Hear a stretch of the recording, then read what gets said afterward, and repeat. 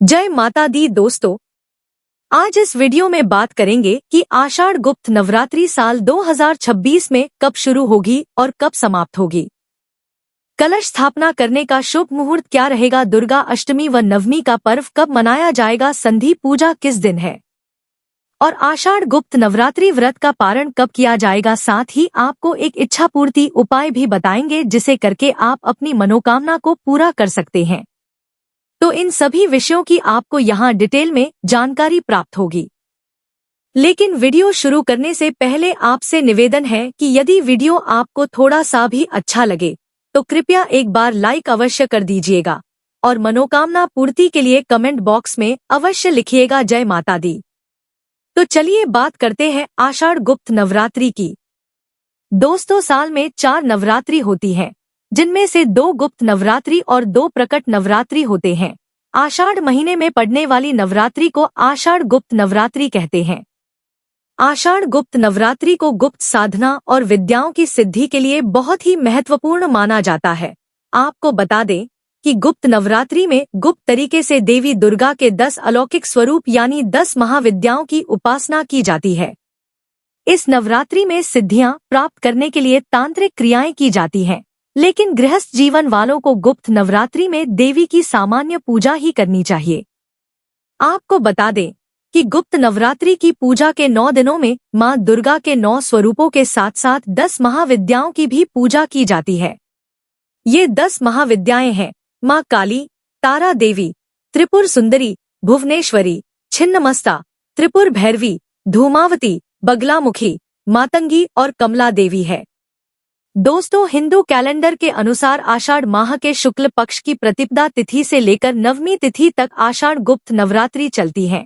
यह नवरात्रि भी नॉर्मल नवरात्रों की तरह 9 दिनों तक मनाई जाती है, लेकिन गुप्त नवरात्रि में मां दुर्गा की आराधना गुप्त रूप से की जाती है। कहा जाता है कि गुप्त नवरात्रि में मां दुर्गा शीघ्र प्रसन्न हो जाती हैं। चलिए जानते हैं कि साल 2026 में आषाढ़ गुप्त नवरात्रि कब शुरू होगी और कब समाप्त होगी, कलश स्थापना का शुभ मुहूर्त क्या रहेगा और दुर्गा अष्टमी व नवमी का पर्व कब मनाया जाएगा।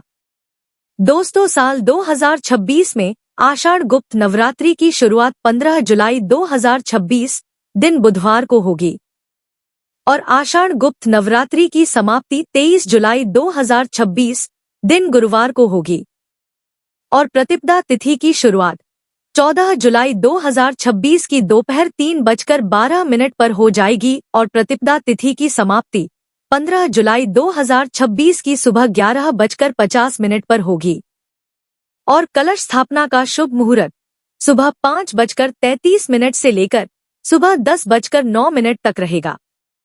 21 जुलाई 2026 दिन मंगलवार को अष्टमी तिथि रहेगी। इस दिन दुर्गा अष्टमी के साथ साथ मां महागौरी की पूजा की जाएगी और 22 जुलाई को संधि पूजा का आयोजन किया जाएगा। इस दिन संधि पूजा का प्रारंभ सुबह 4:52 से हो जाएगा और संधि पूजा की समाप्ति सुबह 5:40 पर होगी। 22 जुलाई 2026 दिन बुधवार को नवमी तिथि रहेगी। इस दिन मां सिद्धिदात्री की पूजा के साथ हवन और कन्या पूजन करें। दोस्तों, कुछ लोग नवमी को ही हवन और कन्या पूजन के बाद नवरात्रि व्रत का पारण कर लेते हैं, तो वो लोग 22 जुलाई को ही नवरात्रि व्रत का पारण करेंगे। लेकिन कुछ लोग दशमी तिथि को नवरात्रि व्रत का पारण करते हैं, तो वो लोग 23 जुलाई 2026 दिन गुरुवार को नवरात्रि व्रत का पारण करेंगे। दोस्तों, चैत्र और शारदीय नवरात्रि की तरह ही गुप्त नवरात्रि में भी कलश की स्थापना की जाती है। आप नवरात्रि में नियमित रूप से ब्रह्म मुहूर्त में उठे, स्नान आदि कार्य करने के बाद शुद्ध वस्त्र धारण करें। प्रथम दिन घर के मंदिर में एक चौकी रखें, उसके ऊपर लाल रंग का कपड़ा बिछाएं और चौकी पर मां दुर्गा की मूर्ति स्थापित करें। साथ ही शुभ मुहूर्त में कलश की स्थापना करें और यदि आप अखंड ज्योत जला रहे हैं तो उसकी स्थापना करें।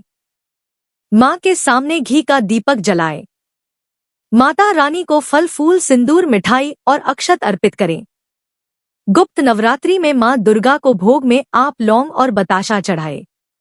अंत में आरती करके पूजा का समापन करें।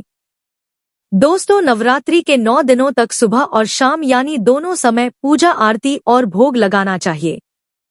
साथ ही 9 दिनों तक दुर्गा चालीसा व दुर्गा सप्तशती का पाठ भी करें और देवी दुर्गा के नवार्ण मंत्र हरि क्ली चामुंडाय विच्चे का रोजाना एक माला जाप भी करें।